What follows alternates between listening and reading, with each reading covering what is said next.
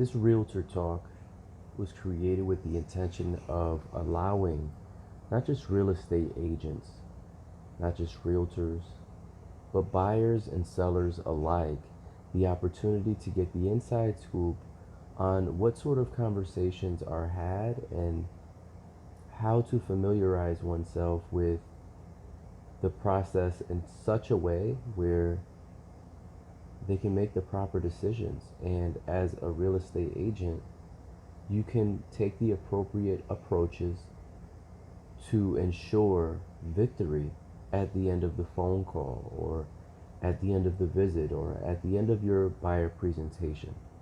Key takeaways to consider here, and I'll provide 5. First and foremost, it starts with confidence. So in your mind, you should automatically keep them in there as your client already. This isn't a suggestion. It's not a possibility. You have to treat it like they're your client already, even though they're just a customer. So just walk in that mental energy, and they'll feel it on the other end. The second part is to build a strong rapport. This is vital in order to maintain this likability throughout the conversation. People generally are looking for familiarity. The more familiar you seem to them, the more likely they're to discuss things a little bit further and sometimes dig a little deeper than the superficial layers of real estate talk. And then the more likable that you are to them, the more it enhances the conversation. Number 3, be sure to analyze their present experience in the home buying or selling.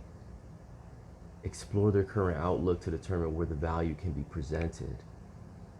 The moment that you find an opportunity where they're lacking, say, just based on information that they'll absolutely need to get them to the next level.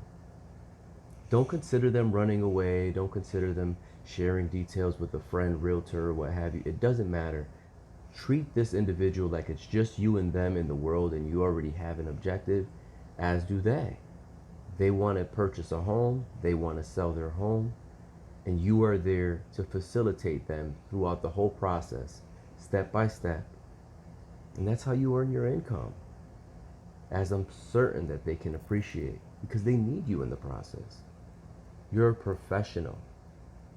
Now, where is the customer lacking in terms of knowledge or service, for that matter, that can provide that edge? So just over deliver here. Always over deliver and under promise. Hey, I'll get you that by the end of the day. Get it to them in that hour. That's over delivering and under promising. So accommodation is a huge thing too. People want to be spoon fed information these days. It's a microwave generation. It means that essentially anything that somebody desires to know, it is generally at the fingertips online that they can go and seek out. Will it be the correct response? Probably not. Other times, maybe it will. But with all things considered, it's really important for you to be accommodating in all aspects. And just by being a good listener, you can accomplish most of that. Number 4, always use assumptive language. Don't set yourself apart by asking thousands of questions. If you've ever considered what it is to be interrogated, that's what it begins to feel like. Always keep things light, open-ended, but here's a good example, for instance. When you talk to them, don't say, hey, so if you decide to work with me, don't even use that. Instead say, well, when we go searching for homes, are you looking for, that's the approach that you want to take instead. All right. And so finally, it brings us to one tool that I use and is very effective, which is sense of humor. It's a very useful tool. I employ it, but not throughout the conversation. You want to be considered a serious realtor. They want to know that when the negotiations arise, that you will be the individual to do so. In fact, you're presently negotiating with them just to get their business. So should you be successful with that, by employing all 5 of these key takeaways, it can only assure you a victory.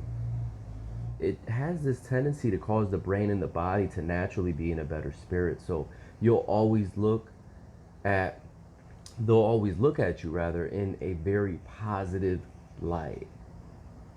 So, of course, after that, it's just a matter of you being assertive and saying, okay, well, I'm going to send you the contract, and this contract will be detailed with such and such.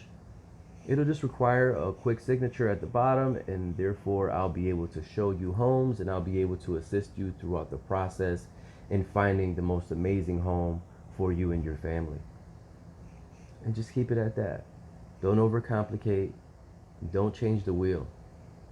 All you need to do is be confident, build rapport, analyze them a bit to figure out what it is that they need to know a little bit further about, provide them with value that way, and then you always use the assumptive language as you speak with them, and at least close with a sense of humor line, something that will make them smile or laugh, just be in better spirits.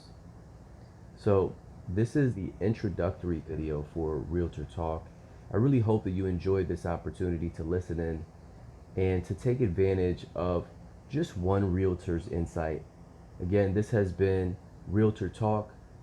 I am Joel Arroyo, a Connecticut realtor, also known as That Real Estate Insider, always providing you the inside scoop on everything real estate. Much love, much respect, and always take that time to reflect. Blessings to you and yours. Deuces. No excuses, my friends.